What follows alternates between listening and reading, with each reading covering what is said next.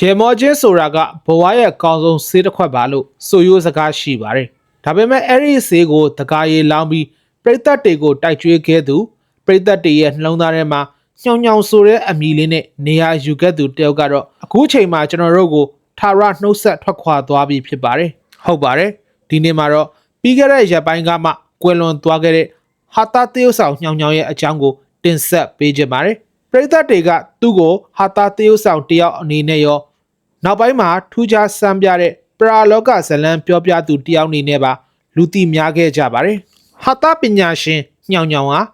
သူ့ရဲ့အနုပညာတက်တန်းတစ်လျှောက်မှာငပြောကျော်နဲ့ညောင်ညောင်ဆိုပြီးလူရှင်တော်တွဲဖက်တွေဖြစ်ပရိသတ်တွေကိုအကောင်းဆုံးဖျော်ဖြေခဲ့ဘူးသလိုရုပ်ရှင်ဗီဒီယိုဇာတ်ကားပေါင်းများစွာကိုလည်းဟာတာစရုပ်တွေနဲ့ပရိသတ်ကိုရေမောစေခဲ့သူတယောက်ဖြစ်ပါတယ်။သူ့ရဲ့ထူးခြားချက်ကတော့ရိုးသားပြီးပွင့်လင်းတဲ့ဟန်ပန်အမှုရပါပဲ။ဟာတာလုပ်တဲ့အခါမှာလည်းပရိသတ်ကိုအတင်းရေရအောင်လုပ်ယူတာမျိုးမဟုတ်ပဲ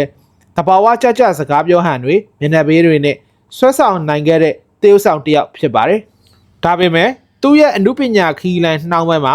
ပရိသတ်တွေကိုပို့ပြီးသတိထားမိလာစေတာကတော့ညောင်ညောင် Believe It or Not ဆိုတဲ့အစီအစဉ်လေးပါပဲ။ဟာတာလူရှင်တော်တယောက်ကနေကြက်သီးထားပွဲရာပရာလောကဖြစ်ရမှန်ဇလန်းတွေကိုပြောပြတဲ့အခါပရိသတ်တွေအတွက်တကယ်ကိုအရသာအသစ်တစ်ခုဖြစ်ခဲ့ရပါတယ်။သူ့ရဲ့တင်ဆန်းပုံက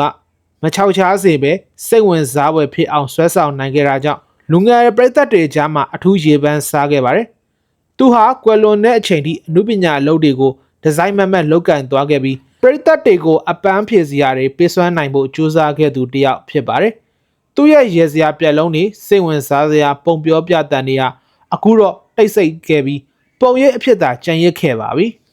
လူတယောက်ကွယ်လွန်သွားတဲ့အခါမှာသူခြံထားခဲ့တဲ့အရာတွေကသူ့ကိုအမြဲတမ်းအမှတ်တရရှိစေတာပါ။ညောင်ညောင်ကတော့ကျွန်တော်တို့တွေအတွက်ပြုံးပြော်စရာအခိုက်အတန့်တွေနဲ့စိတ်ဝင်စားစရာဇာတ်လမ်းတွေကိုအမွေဖြစ်ချထားပေးခဲ့ပါပြီ။